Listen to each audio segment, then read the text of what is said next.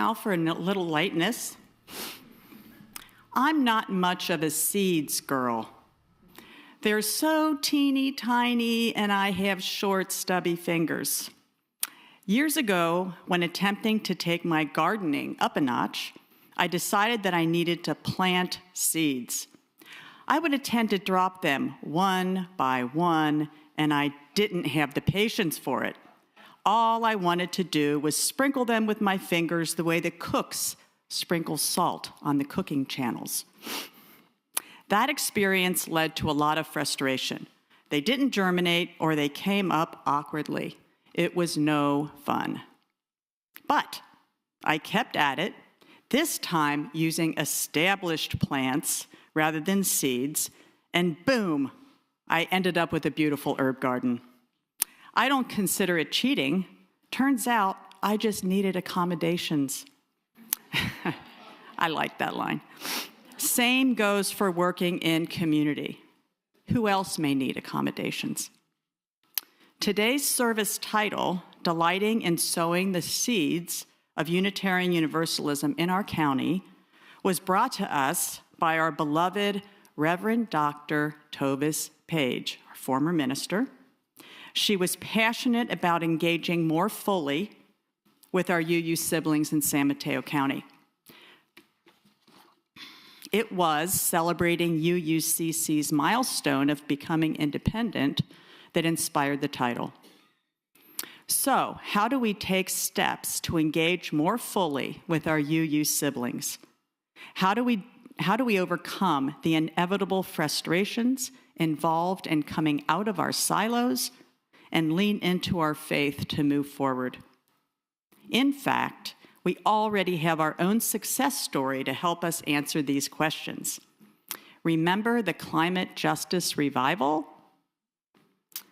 For those of you unfamiliar with the event, the UUA built an innovative program titled Reimagine Together, an extractive age to a new era. It asked the questions, how can our climate work be less isolated and more connected, less anxious and more nourishing, and less limited and more visionary? The revival was designed to instruct and usher UU congregations of all sizes from around the globe to launch a grand event over a single weekend in September 24. It was the brainchild of UUA president, the Reverend Dr. Sophia Benecourt.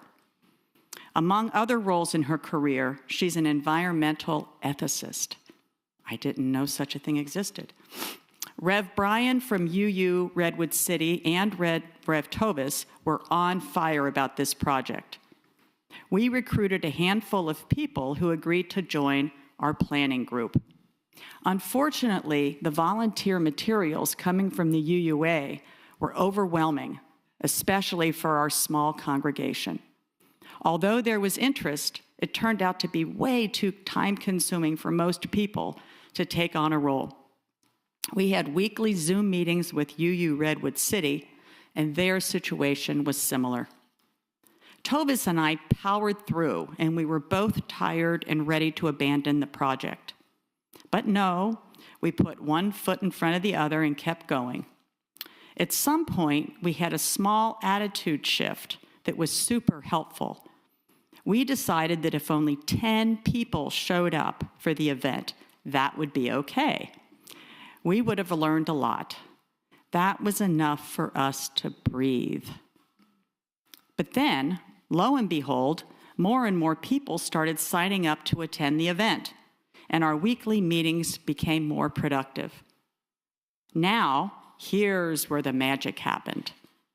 The week before the event, Tom Newman began studying the materials. Is he here? No.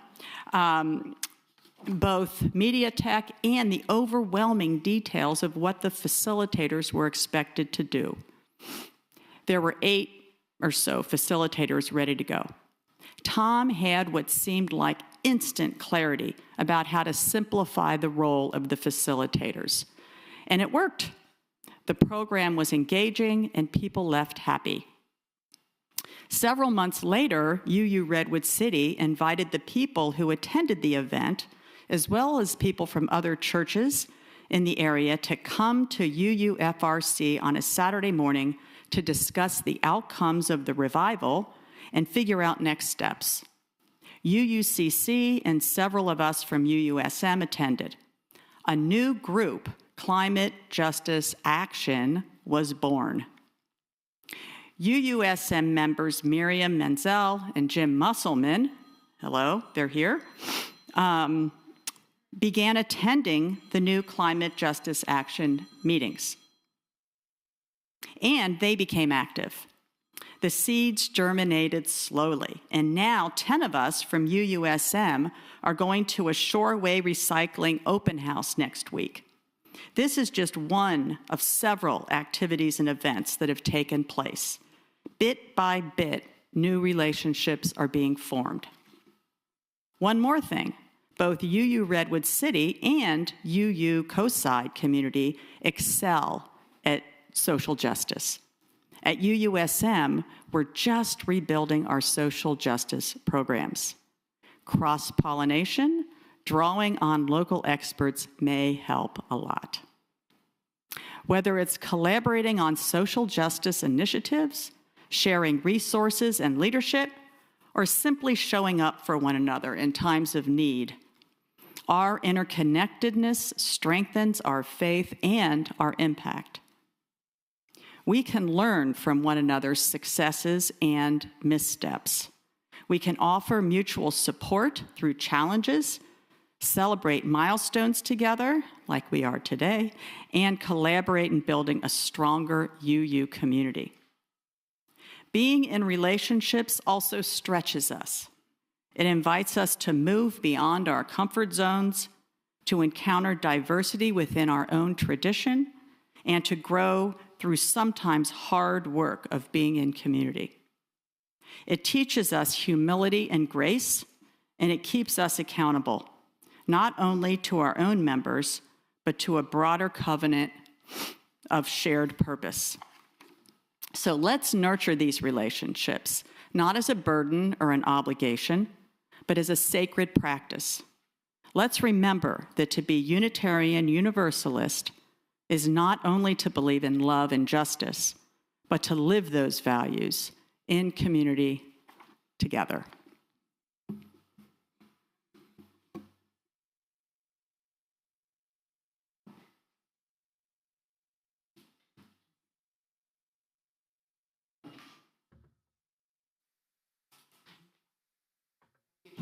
That was beautiful.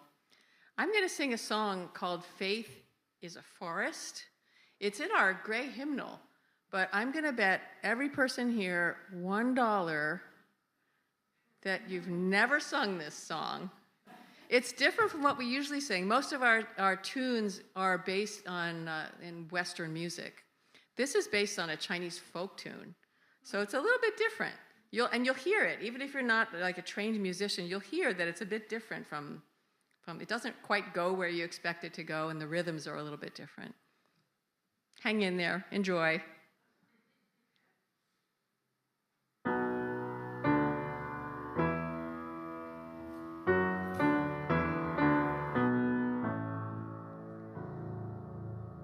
Faith is a forest in which doubts play and hide.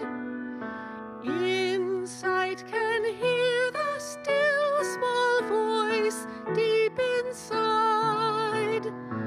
Web of life, may this thread I weave.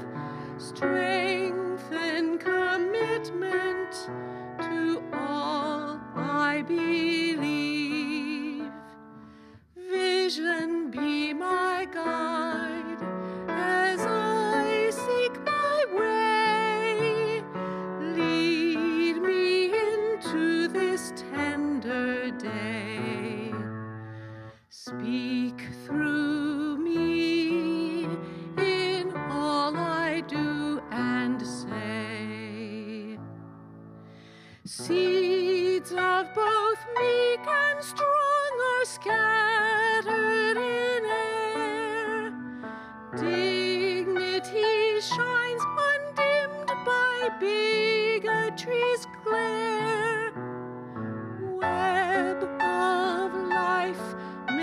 this thread I weave.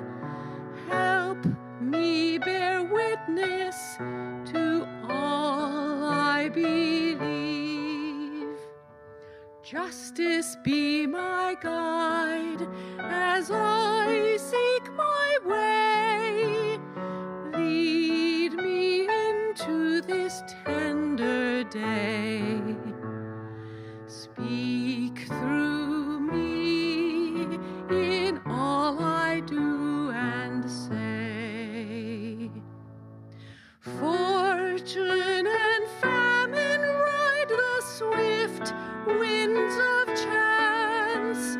Sorrow and pleasure seem united in dance. Web of life, may this thread I weave mingle compassion with all I believe. Mercy be my guide as I seek my way. Lead me into this tender day. Speak through me in all I do and say.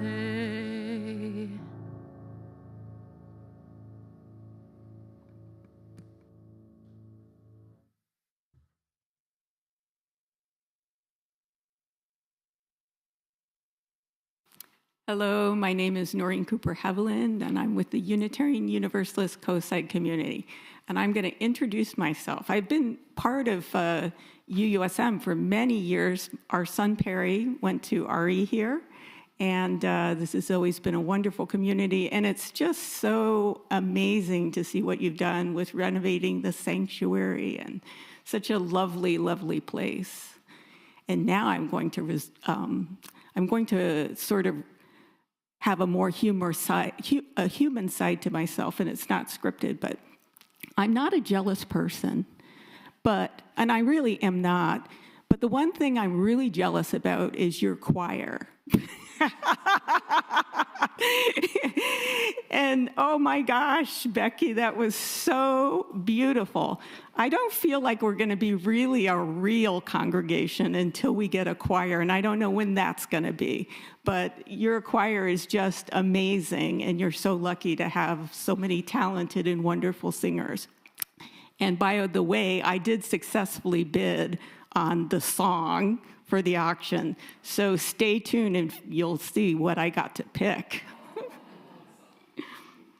So thank you again, Tricia and Vivian, and now into the sermon. So titles are something that Bill and I take very seriously.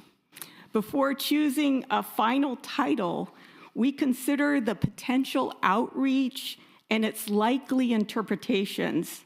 So I told Bill that I was thinking of calling my homily Cross-Pollination as a paradigm shift for Unitarian Universalists. And he gave me a wry smile, yet remained silent, which is kind of not like him. What's the smile about? I asked him. He said, well, most people would basically associate sex with cross-pollination. And we UUs are already out there far enough for most mainstream religions. Garrison Keillor would have a field day with that title if Prairie Home Companion was still in existence. Safer to use the word interdependence. Personally, I like the values found in UUA's Article 2, which centers on love and places interdependence right smack in the middle of equity, generosity, justice, pluralism, and transformation. But here's the problem, though. These values are vaguely defined, and perhaps on purpose. Some people may only understand interdependence in the context of the seventh principle, which emphasizes the interconnectedness of all living things. In the same way, pluralism may only mean promoting racial diversity, LGBTQ+ within our congregation to some, while others may interpret it to mean accepting a wide range of wisdom from many religions and earth-based traditions. So interdependence wasn't quite what I was after. In a metaphorical sense, cross-pollination refers to the exchange and blending of various viewpoints, ideas, and knowledge, which fosters greater creativity, innovation, and in this way, resilience. Similar to how bees spread pollen from one plant to another, it's about taking inspiration from various sources and experiences to create something new, fresh, and vibrant. And I firmly believe that is what Unitarian Universalist congregations need now more than ever. We need more cross-pollination between congregations, not less. The pandemic forced many congregations to reach out for help, and in some cases, we depended on one another for our very survival. But let's be clear. The idea of inter-congregational collaboration, freely sharing ideas, helping each other out, cross-pollinating, it doesn't come naturally to Unitarian Universalists.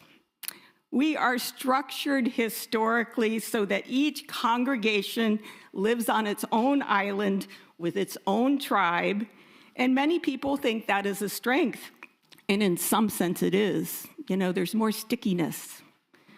Many religious traditions follow a central liturgy and calendar, and I'm not just talking about the Catholic Church. Many Christian denominations rely heavily on a liturgical calendar. The Lutherans, the Anglicans, and the Methodists, along with other faith traditions such as Judaism, Buddhism, and Hinduism, all rely on a liturgical calendar.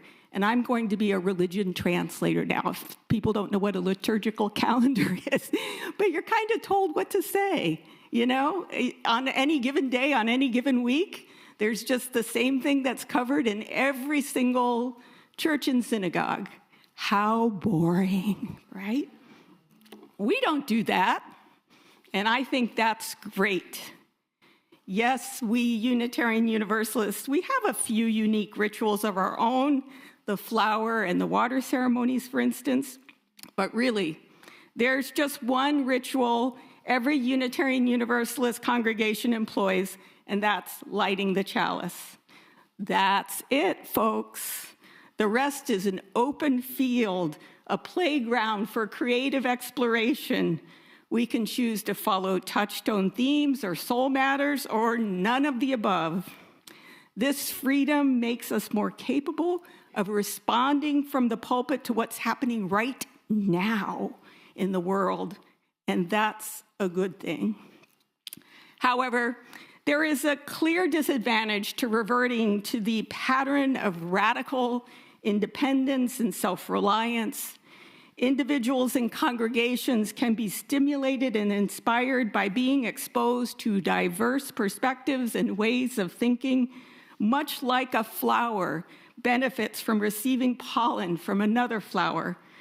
A field of a single crop, a monoculture, is more susceptible to disease and failure. Similarly, using only one way of thinking implicitly stifles creativity and growth. Cross-pollination adds diversity and fortifies the system as a whole. Now, during the pandemic, UUCC found ourselves in a period of intense creativity, and we were fortunate to have a team of incredible creatives who saw us through a very difficult time. We had been a lay congregation for 5 years, and due to the stress of online delivery, a lot of ministers and congregations parted ways. I think you might remember in Redwood City, the older minister said, I'm out of here. So there was a lot of congregations that found themselves in a position of being lay-led after having ministers for a number of years. But you know what? UUCC, we were there both to offer and to receive support from UU San Mateo, UU Community of Lake County, UU Fellowships of Santa Cruz County and Redwood City, Live Oak UU Fellowship, and the UU Church in Livermore and the Temecula Valley UU Fellowship, because we had been a lay-led fellowship for 5 years. And I've got to say, in some cases, when we reached out to some of our UU neighbors, when we asked them if they needed help, it was sometimes met with suspicion. Not always, but sometimes, because we were breaking the paradigm of hyper-independence. For good reason, many congregations were struggling and focusing inward on their very survival. However, it brings to mind Pope Francis's last breath criticism of J.D. Vance's hierarchy of love, which places family first, followed by the community, the nation, and then if you have enough, the rest of the world. In response, the Pope wrote to his bishops saying that true love builds a fraternity open to all, without exception, and that Christian love is not a concentric, tiny expansion of interest little by little that extends to other persons and groups. Somehow, I think that is closer to how love at the center is defined by UUA. But what we got out of this outreach were some incredible gifts. We had multiple lay speakers trained through the 2 shared pulpit classes taught by Esther Wallace and Bill, many of whom spoke at UUCC. The list is too long to mention all the gifts we received from our multiple congregation collaborations, but during coffee hour you can ask and I'll list them all for you. But we are especially grateful to UUSM for your fiscal sponsorship, for sharing summer services, and for sharing 10% of your auction proceeds. Last but not least, Tricia Dell was key in increasing the amount of money we raised for 2 all-music fundraisers for coast-side nonprofits. So both Tricia Dell and Becky Howland have been great cheerleaders for UUCC's continued success. So now let's conclude with 2 examples of the benefits of cross-pollination. Temecula Valley is a startup congregation in Riverside County. Bill and I met with their team over Zoom on many occasions, giving them advice. Mostly we're talking about what we did wrong and for them not to do it. We even flew down there at our own personal expense to deliver a service, and they shared back. Temecula had put together a substantial guide for right communication. That's non-violent communication between congregational members. You know, we're people of faith, aren't we? You know, we should be talking nicely to one another. It was an invaluable document that came out of a brand new covenanting community. The UU Church in Livermore is on the other end of the spectrum. They were founded in 1957. They had decided not to renew their minister's contract, and there was no replacement in sight. So they had been minister-led for decades. During that time, Esther and Bill taught a shared pulpit class with participants from Livermore and the UU Fellowship of Santa Cruz County, who were also suddenly leaderless after Reverend Russ retired. UUCC offered both congregations our advice on service structure, resources, and speakers. And when it came time to gather letters for our application to become a covenanting congregation, We were particularly touched by many letters of support, including a really lovely one from Reverend Tovis and Tricia Dell on behalf of UU San Mateo. 14 letters in all. And from the board president of Livermore, I quote, "The UU Church in Livermore was unexpectedly unable to call a minister for the current church year. UUCC is the UU community from whom we received the most support during this transitional year. And please remember, we weren't even a coveting congregation with UUA at the time." That's how cross-pollination works at its best. It doesn't matter how large or how small any of us are, we all have great ideas to share. This sacred religion of ours is worth saving. And that takes work, it takes spark, and it takes a certain receptivity to the spark from others. We at UUCC look forward to continuing our creative relationships with other UU congregations, including our friends here, the UUs of San Mateo. Namaste.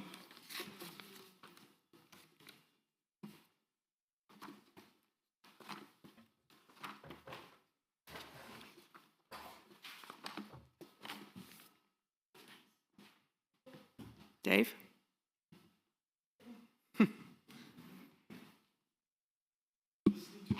I know, me too. That was lovely, thank you. I'm David Kramer, the current president of the Board of Trustees, he, him pronouns.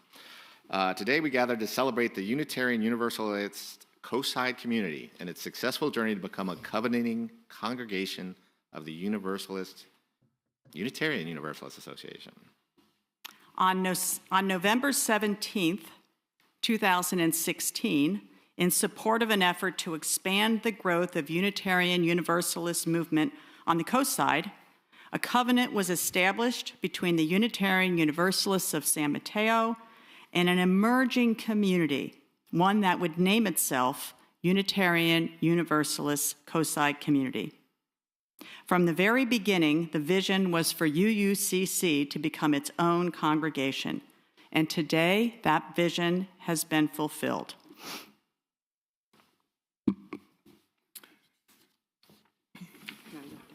Oh, you have your own. For the past 9 years, UUSM has stood beside us, offering its support. You included us in your newsletters, welcomed us to your events, and helped to manage our finances. On behalf of the UUCC community, I sincerely say thank you for all that support. Now the time has come to celebrate the fulfillment of our shared goal. As of March this year, UUCC has been officially recognized by the UUA as a covenanting congregation. We are incorporated in the state of California as a nonprofit. We now appear on UUA's Find a Congregation website. We are fully independent, and indeed, at the beginning of this month, we celebrated our 10th anniversary.